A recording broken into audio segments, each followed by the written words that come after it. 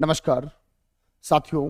जो भारत में पिछले लगभग एक माह से छात्रों के समर्थन में जो प्रोटेस्ट चल रहा है, इस प्रोटेस्ट को हम लोग क्या केवल एक छात्र आंदोलन कहेंगे या फिर कहीं ना कहीं सरकार को घेरने की एक बहुत बड़ी रणनीति।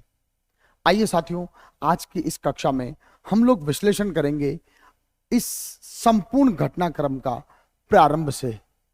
बात करेंगे हम लोग कि आखिर ये प्रोटेस्ट क्यों शुरू हुआ, आखिर इस प्रोटेस्ट को किन लोगों ने लीड किया, इन लोगों का भारत में आगमन कैसे हुआ और वर्तमान में इस प्रोटेस्ट को किस रूप की आवश्यकता है। इन सारी चीजों को हम लोग 1 to 1 एक बार जरूर देखेंगे। इस वीडियो को वे सभी साथी भी देखें जो एक दूसरे पर आरोप और प्रत्यारोप लगा रहे हैं। इस वीडियो को चाहे आप भारतीय जनता पार्टी का समर्थन करते हो या फिर आप अपोजिशन पार्टीज का समर्थन करते हो, उस सभी लोगों के लिए ये वीडियो बराबर रूप से देखने के लिए बहुत उत्तम साधन रहेगा। आइए चर्चा शुरू करते हैं साथियों। होता क्या है, एक्चुअली हमारे भारत के जो सीजेआई हैं, जो मुख्य न्यायाधीश है सर्वोच्च न्यायालय के सूर्यकांत जी, इनके द्वारा एक टिप्पणी की जाती है। एक फैसले की सुनवाई के दौरान एक टिप्पणी शुरू की जाती है, टिप्पणी की जाती है। और जो टिप्पणी थी सूर्यकांत जी की, वो टिप्पणी थी कि रोजगार और अपने पेशे में जगह न मिलने पर कुछ युवा मतलब यूथ को इन्होंने संबोधित किया था, कॉकरोच और परजीवी की तरह हो जाते हैं, जो बाद में मीडिया, सोशल मीडिया या फिर आरटीआई एक्टिविस्ट की बनकर व्यवस्था पर हमला करने लगते हैं। साथियों, ये जो इनका स्टेटमेंट था सीजेआई का, वो स्टेटमेंट में एक शब्द था, इस स्टेटमेंट में एक शब्द था कॉकरोच। जी हाँ साथियों, कॉकरोच। सीजेआई जो इतने बड़े पद पर बैठे, उनके द्वारा युवाओं के लिए एक शब्द का प्रयोग करना आज पूरे भारत के लिए भारी पड़ गया है। साथियों, यहीं से शुरुआत होती है कॉकरोच की। कॉकरोच की जो शुरुआत हुई साथियों, इस कॉकरोच की शुरुआत के साथ ही विदेश में बैठे 2-3 युवाओं के द्वारा एक पार्टी मतलब कोई राजनीतिक पार्टी नहीं, सोशल मीडिया पर एक पार्टी का उन्होंने निर्माण किया और देखते ही देखते मिलियंस के उनके फॉलोअर्स बनते चले गए। और साथियों, लगभग 22 मिलियन, जो कि भारतीय जनता पार्टी, राष्ट्रीय कांग्रेस या फिर अन्य राष्ट्रीय पार्टियों के सोशल मीडिया फॉलोअर्स से कई गुना ज्यादा उन लोगों के फॉलोअर्स हो गए। साथियों, ये जो कॉकरोच जनता पार्टी बनी, इस कॉकरोच जनता पार्टी की मैं बात करता हूं तो इसकी स्थापना जो इन्होंने की, जो इन्होंने पेज बनाया, 16 मई 2026 को इन्होंने पेज बनाया। और इसके जो संस्थापक सदस्य माने गए, वो माने गए अभिजीत दिपके। वैसे तो ये 2-3 साथी हैं जो कि अभिजीत दिपके भी विदेश में रहकर और अपनी पढ़ाई और जॉब कर रहे थे, परंतु इन्होंने भारत में आए और आकर क्या करते हैं देखना। अभिजीत दिपके ने कुल मिलाकर ये सीजेपी पार्टी जो थी उसका गठन किया। और इन्होंने उस समय एक बहुत ही ज्वलंत मुद्दा, देखिए कभी कभी आपदा अवसर बन जाती है, और किस प्रकार से इनको अवसर मिला। इन्होंने उस समय क्या हो रहा था, हमारे भारत में प्री मेडिकल टेस्ट होता है एक, पहले ये AIPMT के नाम से होता था, पर आजकल नीट के नाम से ये टेस्ट हो रहा है। नीट का जो पेपर था वो लगने के बाद पता लगता है कि ये पेपर आउट हो गया, लीक हो गया, और साथियों सरकार द्वारा इस पेपर को निरस्त कर दिया जाता है। इस निरस्त किए गए पेपर के कारण बहुत सारे जो युवा है वो अवसाद में आ जाते हैं और आत्महत्या तक कर लेते हैं। लगभग 10 से अधिक जो युवा थे उन्होंने आत्महत्याएं कर ली पूरे भारत देश में। ये मुद्दा धीरे धीरे गर्माता चला गया और अभिजीत दिपके ने इसको अवसर के रूप में लिया और उन्होंने परीक्षा पेपर लीक जो मुद्दा है, इस मुद्दे को अपना मेन टैग मुद्दा बना लिया। साथियों, देखते ही देखते उनकी एंट्री जो है वो भारत में होती है। एयरपोर्ट पर मतलब जो भी सत्ताधारी पार्टी थी उनको एक तरीके से वार्निंग देते हैं कि मैं भारत में युवाओं को एकत्रित करूंगा और पेपर लीक के विरुद्ध उन लोगों को मैं जागरूक करूंगा। अच्छा मुद्दा था। पहले यहां पर मैं धीरे धीरे एक चीज भी क्लियर कर देता हूं। देखो, ये ऐसा मुद्दा है पेपर लीक का मुद्दा, जो लगभग मुझे लगता है भारत में पहली बार इतना बड़े प्रबल लेवल पर चला है। वैसे कितना गलत है कि एक युवा जो है वो बेचारा लगभग साल, 2 साल, 3 साल, 5 साल तक तैयारी करता है, तैयारी करके एग्जाम देता है, इस तैयारी और एग्जाम देने के बीच में वो कैसे संघर्ष करता है। काफी युवा तो ऐसे हैं साथियों जो अपनी जमीन तक गिरवी रख के और वो शहरों में तैयारियां कर रहे हैं, और जब उसको पता लगता है एग्जाम देने के बाद ये पेपर तो लीक हो गया है, ये पेपर तो आउट हो गया है, ये पेपर तो कैंसिल हो गया है, तो वो कितने अवसाद में होते होंगे। ये बड़ा सोचने का विषय है। पर खुशी की बात यह कि भारत में पहली बार युवा जागे हैं। किसने जगाया, कैसे जगाया, ये आगे बात करते हैं, पर कम से कम युवा जागा है और पेपर लीक के बारे में खुलकर मुखर हो रहा है। साथियों आगे बढ़ते हैं। कुल मिलाकर जो अभिजीत दीपके थे, इनकी सीजेपी जो पार्टी थी, उन्होंने इस मुद्दे को देशव्यापी राष्ट्रव्यापी मुद्दा बना दिया और आगे एंट्री होती है आपके जंतर मंतर की। साथियों इन्होंने जो है अपना जो विरोध प्रदर्शन है वो प्रदर्शन किया इन्होंने जंतर मंतर पर। सबसे पहले आपका जो 6 जून था इसको इन्होंने वार्निंग दी और जंतर मंतर पर एक छोटा सा प्रोटेस्ट इन्होंने किया। बहुत कम लोग वहां पर प्रोटेस्ट में पहुंचे, तो लगा कि युवाओं का ये मुद्दा दब जाएगा, युवाओं का ये मुद्दा समाप्त हो जाएगा, यहां से शुरू और यहीं पर खत्म। परंतु अभिजीत दीपके यहां नहीं रुके और अभिजीत दीपके ने क्या करते हैं 20 जून से वो क्या करता है, दोबारा आपके जो है जंतर मंतर पर जाते हैं और जंतर मंतर पर प्रोटेस्ट शुरू कर देते हैं। वहां पर बकायदा टेंट वगैरह लगाते हैं। धीरे धीरे युवा वहां पर आना शुरू होते हैं, परंतु यहां पर युवा इतने नहीं आ रहे थे। किसी दिन 10, किसी दिन 20, किसी दिन 100-200 युवा देखे जा रहे थे। तो कुल मिलाकर भारत में ऐसा लग रहा था कि यहां कोई बहुत बड़ी बात नहीं है। अब देखिए छोटा सा एक बात चली थी कॉकरोचेज की, और ये धीरे धीरे जो कॉकरोचेज जो थे वो धीरे धीरे इन्होंने अभिजीत दीपके ने युवाओं को कॉकरोचेज के रूप में इन्होंने संगठित कर लिया और सरकार के विरुद्ध ये मुखर होने लगे और इस मुद्दे को ये बड़ी प्रखरता के साथ उठाने लगे। साथियों 20 जून को ये जो मुद्दा शुरू हुआ था जंतर मंतर पर, धीरे धीरे आगे बढ़ता है। अनवरत प्रयास से वो आगे बढ़ाते चले जाते हैं। आवश्यकता थी कोई एक बड़ा चेहरा जुड़े, क्योंकि दीपक जो अभिजीत दीपके हैं या फिर उनके जितने भी साथीज हैं वो सारे के सारे अननोन फेस थे, ज्यादा उनको जानते नहीं थे। और फिर इनकी जो पहचान थी वो पहचान आम आदमी पार्टी के कुल मिलाकर मैं कह सकता हूं सोशल मीडिया को चलाने वाले या पर्दे के पीछे आम आदमी पार्टी से जुड़े हुए कार्यकर्ताओं की थी। तो कुछ ज्यादा अच्छी छवि नहीं थी, इसलिए युवाओं ने इनका साथ नहीं दिया ज्यादा लेवल पर मुद्दा इनके पास में बहुत अच्छा था, पेपर लीक का मुद्दा। साथियों धीरे धीरे क्या होता है, एक दिन इस पूरे के पूरे जो प्रोटेस्ट है उसमें एंट्री होती है एक सामाजिक कार्यकर्ता, एक एक्टिविस्ट जिनका नाम था सोनम वांगचुक जी। एक ऐसा छवि, एक ऐसी शख्सियत जिनको रेमन मैग्सेसे से अवार्ड भी मिला हुआ है 2018 में। बड़ा जाना माना चेहरा है। लद्दाख से ये आते हैं। लद्दाख को जो पूर्ण राज्य का दर्जा दिलाने के लिए भी इन्होंने 2 बार हड़ताल की, भूख हड़ताल की। तो एकाएक क्या होता है 28 तारीख को यहां पर एंट्री हो जाती है किसकी, आपके सोनम वांगचुक जी की। सोनम वांगचुक जी ने 28 तारीख को जो ही धरने में शामिल होते हैं और धरने में शामिल होकर ये कहते हैं कि मैं आज से आमरण अनशन प्रारंभ करता हूं। आमरण अनशन मतलब कि जब तक या तो मेरी मृत्यु नहीं हो जाए जब तक ये अनशन रहेगा, या फिर मेरी मांगों को जब तक स्वीकार नहीं कर लिया जाए जब तक मैं अन्न और जल का मतलब अन्न का मैं दाना नहीं अंदर लूंगा। इस तरीके से ये जो है आमरण अनशन प्रारंभ कर दिया जाता है। साथियों आमरण अनशन प्रारंभ होता है 1 दिन 2 दिन 4 दिन 5 दिन, लोग ज्यादा ध्यान नहीं दे रहे थे तब भी, परंतु धीरे धीरे धीरे जो युवा है वो जुड़ना शुरू होते हैं। और ये जो आंकड़ा था वो 10, 20, 50 से 500 और 1000 तक पहुंच जाता है। सोनम वांगचुक जी को धीरे धीरे, क्योंकि दिन बढ़ते जा रहे थे, 10 दिन हुए, 20, लगभग 15 दिन 20 दिन जो ही हुए, और लोग धीरे धीरे उनकी स्वास्थ्य की चिंता करने लगे। क्योंकि इतने दिन मतलब भूख हड़ताल हमारे देश में बड़ी सही नहीं मानी जाती है। अपन मानव अधिकार की बात करें या एक व्यक्ति के जीवन की बात करें तो हड़ताल जो है भूख हड़ताल 2 दिन 5 दिन 7 दिन की सांकेतिक हड़ताल ठीक है, परंतु इतनी बड़ी भूख हड़ताल जिसको लगभग 20 दिन हो गए, तो फिर उस भूख हड़ताल पर कोई ना कोई व्यक्ति को जरूर कूदना पड़ता है। और इस बार कूदी कौन, खुद सरकार। इस समय क्या होता है, दिल्ली के हाईकोर्ट के द्वारा फैसला दिया जाता है या बात बताई जाती है और दिल्ली पुलिस को आगे किया जाता है कि आप उनकी भूख हड़ताल तोड़वाइए और उनको इमीडिएटली आप हॉस्पिटल में शिफ्ट कीजिए। और साथियों देखने को मिलता है कि 21वें दिन दिल्ली पुलिस जो है वो उन्हें जो जंतर मंतर का घटना स्थल था वहां से उठाकर और पास ही के हॉस्पिटल में शिफ्ट कर देती है। परंतु घटना तो छोटी सी थी, दिल्ली पुलिस के द्वारा बाद में हवाला दिया गया कि सोनम वांगचुक जी के जो जीवन को बचाना है उसके लिए हमने ये निर्णय लिया।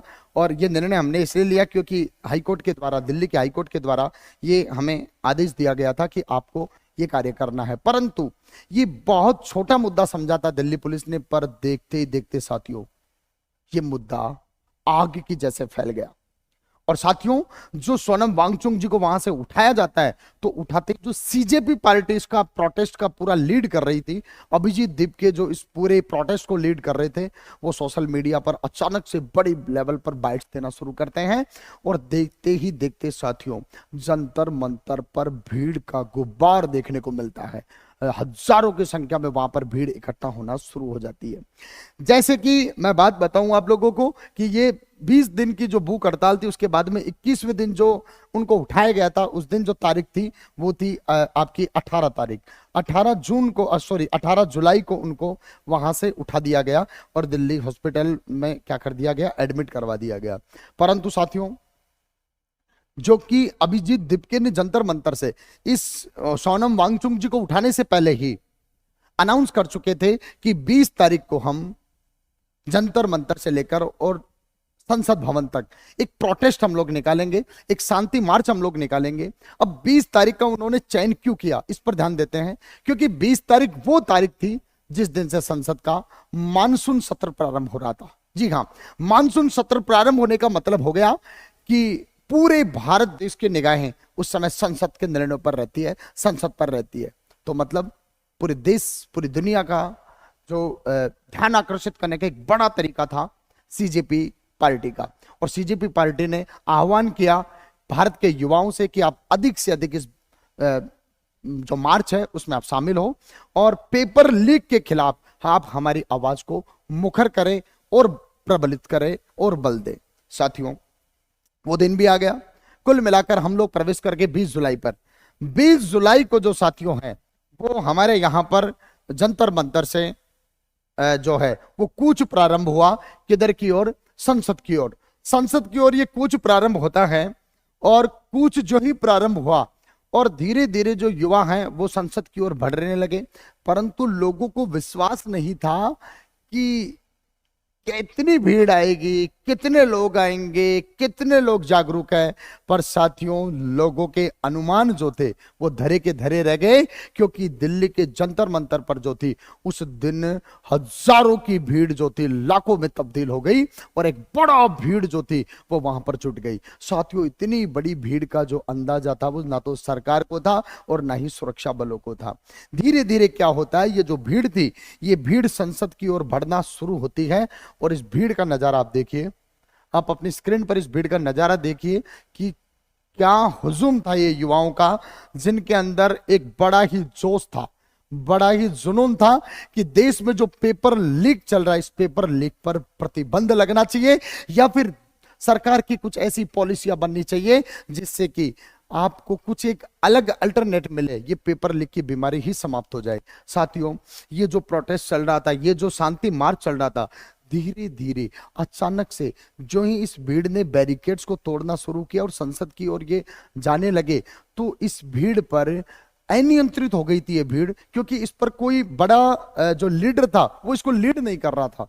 इस पर यहां पर एक गौर फरमाइएगा, जब तक आज तक हमने देखा होगा देश में जितने भी बड़े आंदोलन हुए उनका एक न एक नेता रहा है, एक न एक नेतृत्व करता रहा है और वो हमेशा आगे आगे चला और भीड़ पीछे पीछे चली है। चाहे वो गांधी जी हो, चाहे वो नेहरू जी हो, चाहे वो भगत सिंह आजाद हो, सभी जितने भी लीडर्स हमारे हुए हैं उन लीडर्स ने बड़े बड़े आंदोलनों का क्या किया, नेतृत्व किया है।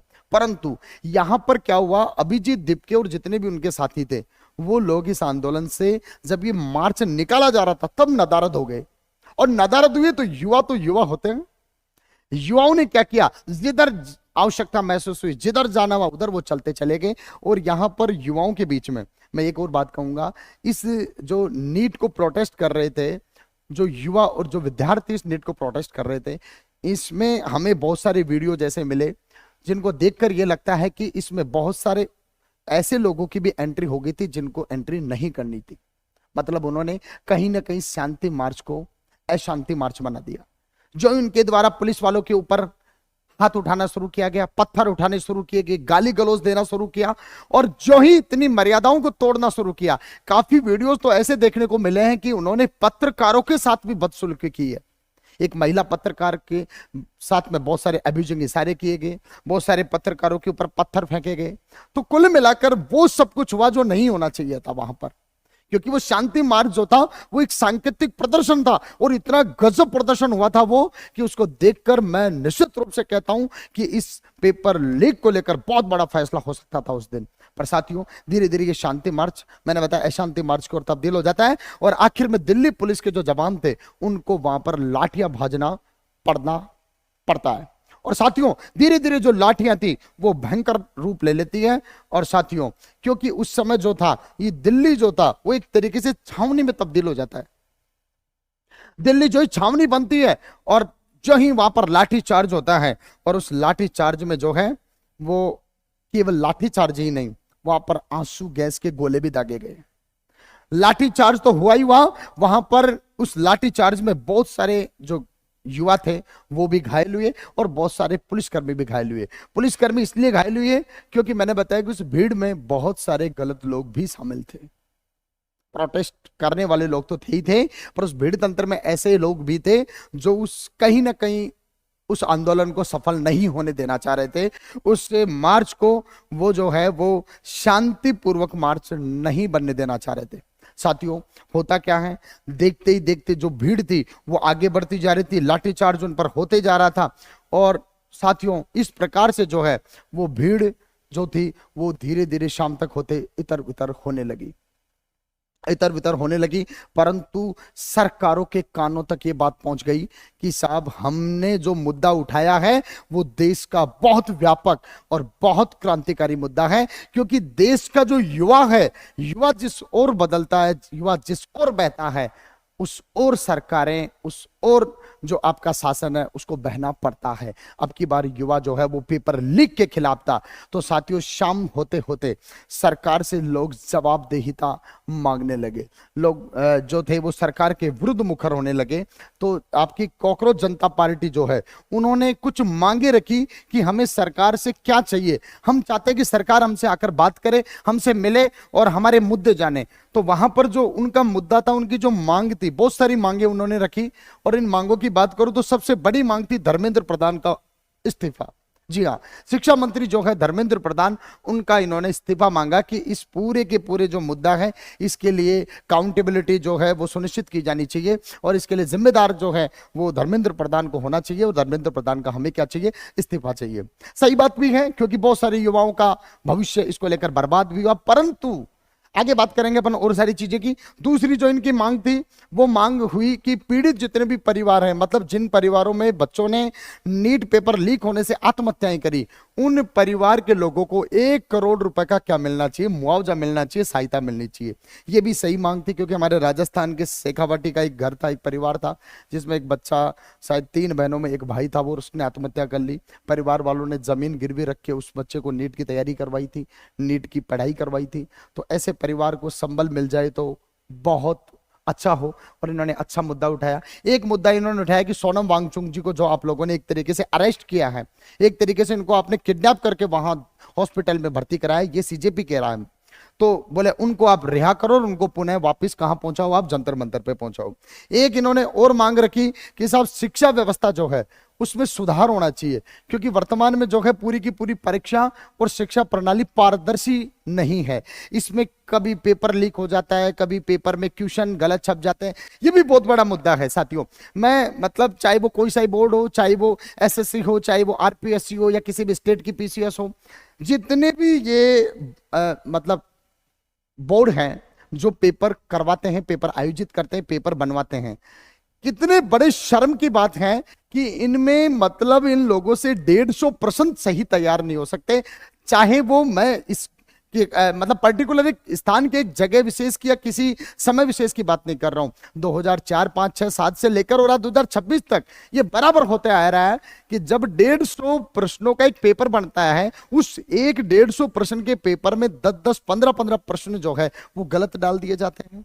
अरे भाई, जब लाखों रुपए लेकर और सरकारी नौकरी पर जो बैठे हैं वो पेपर में मतलब 10% सही नहीं बना सकते, कितना बड़ा मुद्दा है युवाओं के लिए, कितने दुर्भाग्य की बात है। और फिर सबसे बड़ा दुर्भाग्य देखिए, अगर उन पेपर में आए हुए गलत प्रश्न को आपको प्रूफ करना है कि ये प्रश्न गलत है, तो आपको उसके लिए फीस पे करनी पड़ेगी उस बोर्ड को, तब जाकर वो आपकी उस परिवेदना को क्या करेगा, स्वीकार करेगा। कितना बड़ा दुर्भाग्य है। प्लीज इसको तो कम से कम बंद कर दो यार। मतलब सबसे पहली बात तो प्रश्न गलत ही नहीं होने चाहिए। अरे 150 प्रश्न बना रहे हो भाई आप, कौन सा आप यार 1000 2000 10 20 हजार प्रश्न बना रहे हो? 150 प्रश्न बना रहे हो, 150 प्रश्नों में से आपके 10% 20%। और एक एग्जाम तो हमने ऐसे देखी थी जिसमें 28 प्रश्न, राजस्थान में एक एग्जाम होता है जिसमें 28 प्रश्न गलत थे 150 में से। मैंने कहा प्रभु, इस चीज को लेकर मतलब पारदर्शिता बरती जाए। और एक मुद्दा था इनको कि छात्रों के लिए आर्थिक राहत पैकेज, मतलब पेपर लीक जो हुआ है, परीक्षाएं टलती है, जो स्थगित होती है, अगर ऐसा कोई कार्य होता है तो जितने भी लोगों ने फॉर्म भरा है उनको 10,000 रुपए का क्या दिया जाए, मुआवजा दिया जाए। कभी कभार क्या होती है कि पेपर जो है उसका जो भी वैकेंसी निकली उसका फॉर्म तो भरवा लिया जाता है, पर उसकी परीक्षा नहीं होती है, लगातार गोली पे गोली दी जाती है सरकारें, है ना, जो भी बोर्ड है वो। ये भी कितना गलत है। आप समझिएगा, एक युवा को क्यों न मतलब हर साल प्रत्येक जो राज्य सरकारें हैं या जो सेंट्रल गवर्नमेंट्स हैं अपने अपने बोर्ड्स को यह आदेश दें कि साहब आप एक एग्जाम कैलेंडर जारी कर दो ना यार, हर वर्ष का एक एग्जाम कैलेंडर जारी हो जाए यूपीएससी की बातें। अगर आईएएस में यूपीएससी जैसा करती है वैसा कार्य हो जाए कि हर एग्जाम का जिस दिन फॉर्म भरवाया जाए ना उस दिन ये फिक्स हो जाए कि साहब इसका एग्जाम तो कब लगेगा, इसकी आंसर की कब आएगी, इसका रिजल्ट कब आएगा और इसकी ज्वाइनिंग कब दी जाएगी। अगर ये सारी चीजें डिसाइड हो जाए तो मैं कह रहा हूं बहुत कुछ ठीक हो जाए यार। साथियों, ये मुद्दे रखे सीजेपी पार्टी ने, और इन मुद्दों के बाद में होता क्या है, शाम हो जाती है, और शाम होते होते जो है वो धीरे धीरे वापस से जो सीजेपी के प्रोटेस्ट के साथ में जुड़े हुए लोग थे वो वापस जंतर मंतर की ओर कूच करना प्रारंभ करते हैं, वापस जंतर मंतर की ओर आ जाते हैं। जो ही वो जंतर मंतर पे आते हैं तो उनके हौसले बुलंद हो जाते हैं, क्योंकि अब पूरे दिन के घटनाक्रम को देखकर बहुत सारी ऐसी पार्टियां जिन्होंने जीवन में छात्रों की मांग नहीं उठाई, छात्रों के मुद्दे नहीं उठाए, वो पार्टियां भी धीरे धीरे वहां पर आना शुरू करती है। और साथियों, देखते ही देखते बहुत सारी पार्टियों का जो ही समर्थन वहां पर मिलता है, बड़े बड़े जो चेहरे थे, चाहे वो उद्धव ठाकरे देख लीजिए, चाहे वो एनसीपी के शरद पवार जी देख लीजिए, ये सब लोग वहां पर देखने को मिलते हैं। तो सीजेपी के जो प्रोटेस्टिस्ट हैं उनका हौसले और बुलंद हो जाते हैं और वो वापस से जंतर मंतर पर धरना प्रारंभ कर देते हैं। जबकि उससे पहले वहां पर जंतर मंतर के जितने भी धरना स्थल था उसको तहस नहस कर दिया गया था, परंतु उनके हौसले वापस बुलंद होते हैं और वो वापस से प्रोटेस्ट शुरू कर देते हैं वहीं जंतर मंतर पर। साथियों, इनके इस प्रोटेस्ट को देखकर और 20 तारीख को जो ये घटना घटित हुई, इस घटना को देखकर सरकारों को धीरे धीरे ये बात तो पता लगी कि साहब ये मुद्दा बहुत भयंकर है, अब ये युवा जाग चुका है, अब कुछ ना कुछ करना जरूरी है। साथियों, इसके तत्पश्चात कल की मैं बात करूं तो कल जेपी नड्डा ने सरकार की ओर से पहली प्रेस कॉन्फ्रेंस उन्होंने करी। जेपी नड्डा जी ने जो प्रेस कॉन्फ्रेंस करी, उन्होंने साफ शब्दों में प्रेस कॉन्फ्रेंस में कहा, नपीतुली भाषा में ये प्रेस कॉन्फ्रेंस थी, आप भारतीय जनता पार्टी के आधिकारिक चैनल पर जाकर इस प्रेस कॉन्फ्रेंस को सुन सकते हैं। उन्होंने इस प्रेस कॉन्फ्रेंस में कहा कि हम सदन में बहस करने के लिए तैयार है, और ये बहस काहे के ऊपर, पेपर लीक के ऊपर। यस, बिल्कुल बहस होनी चाहिए। ये जितना सब कुछ किया जा रहा है ना इन पार्टीज के द्वारा, इस सब कुछ करने की बजाय मैं कहता हूं यार संसद में बहस करो ना।